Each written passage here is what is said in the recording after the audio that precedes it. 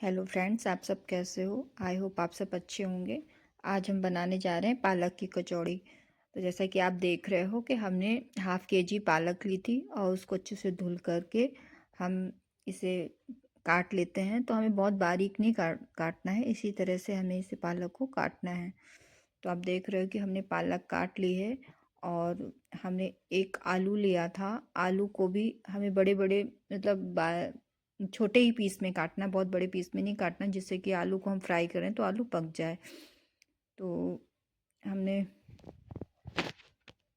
अब हमने आलू को छोटे छोटे पीस में काट लिया है।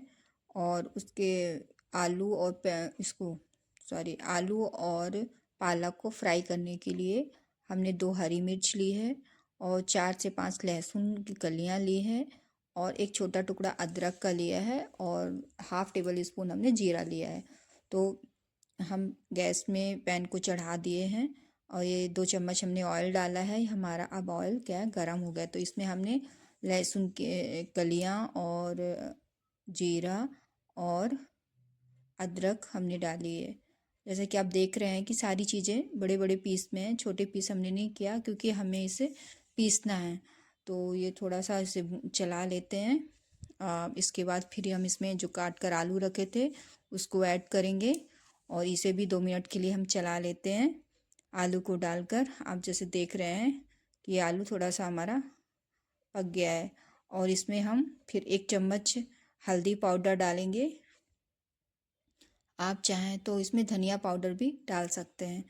फिर 1 चम्मच हमने नमक डाला है। अब इसी में हम जो पालक काट कर रखे थे उसे डाल देंगे और पालक को डाल करके हम 2 मिनट तक चला लेते हैं आलू पालक को अच्छी तरह से। फिर इसके बाद ये पालक जब थोड़ा सा भून लेंगे पालक और आलू को, तो भूनने से क्या उससे टेस्ट अच्छा आता है। तो फिर इसके बाद हम इसमें आधी ग्लास या कहिए कि 1.5 कप हम इसमें पानी ऐड करेंगे। तो हम इसमें पानी डाल करके इसे ढक देते हैं 2 से 3 मिनट के लिए। इसमें क्या है, पालक तो जल्दी ही पक जाती है बट आलू को पकने में टाइम लगता है।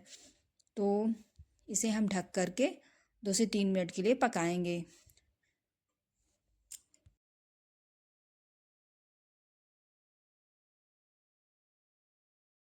देखिए 2 से 3 मिनट हो चुका है, ये हमारी पालक और आलू पक गई है।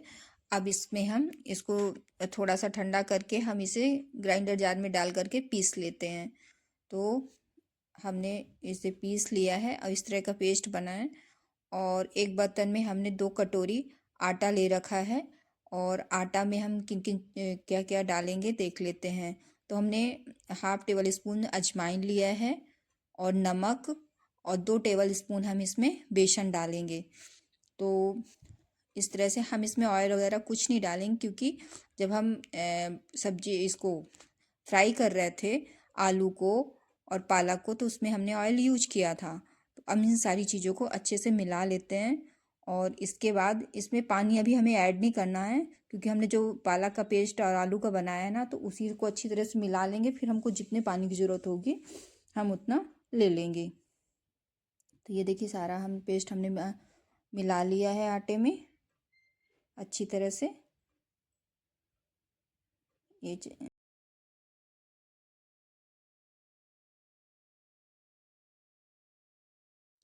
अब देखिए अब हमें थोड़ा सा पानी की ज़रूरत है, तो हम जिस जार में हमने पालक को पीसा था तो उसी में थोड़ा सा पानी डाल लेते हैं।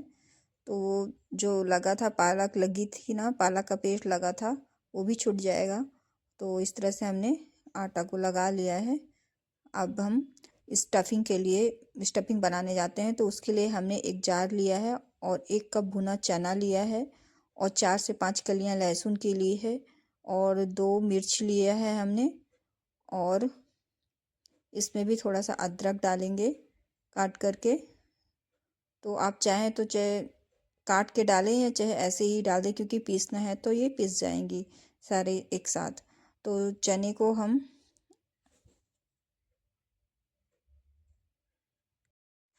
अब डाल लिए हैं चने को। अब इसके बाद हम इसका बारीक पाउडर बनाएंगे।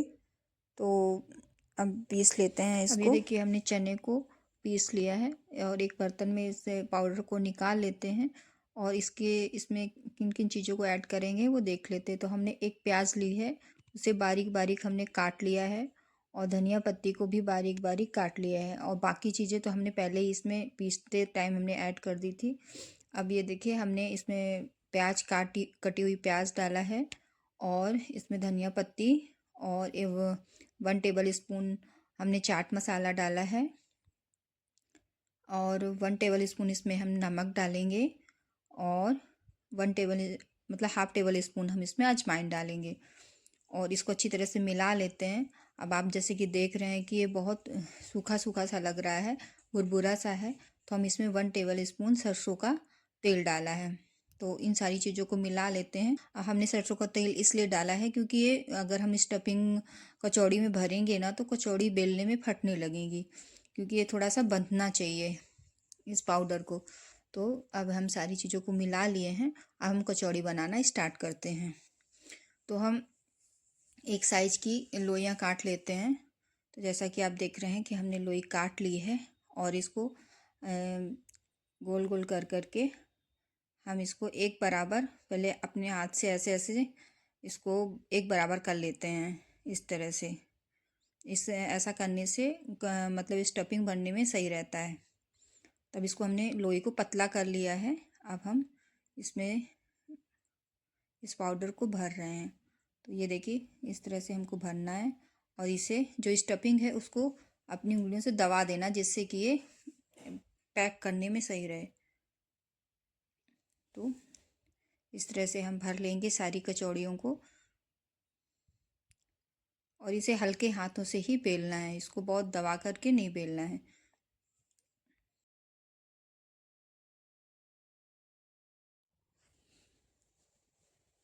अब इसको भरने के बाद भी हमें इसे एक बराबर करना है।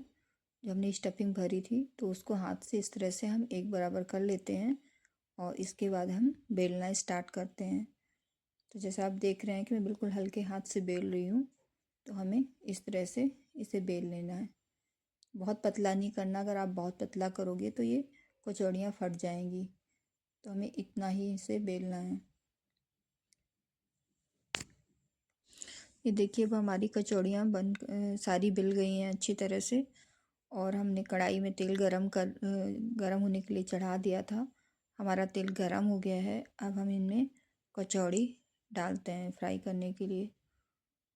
तो ये देखिए हमने डाल दिया है। कचौड़ी को हल्का हल्का सा दबा करके सेकना, जिससे ये फूल जाए।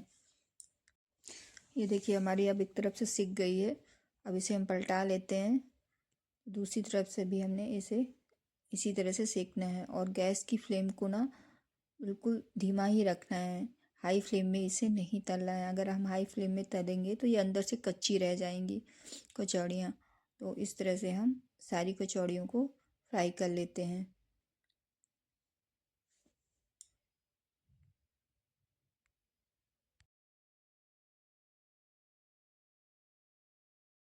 और इनको कचौड़ी को बनाने में एक चीज़ का आपको विशेष ध्यान रखना पड़ेगा कि इसकी स्टफिंग सही करें। अगर स्टफिंग सही से नहीं करेंगे तो ये फट जाएंगी, फिर ये फूलेंगी नहीं। खाने में हालांकि पक तो जाएंगी बट इस तरह से ये फूलेंगी नहीं, इस तरह से बनेंगी। अब देखिए हमने सारी कचौड़ियों को फ्राई कर लिया है। ये देखिए ये देखने में कितनी अच्छी लग रही हैं और खाने में भी इनका बहुत ही अच्छा टेस्ट आता है। इसे एक बार ज़रूर अपने घर पे बनाकर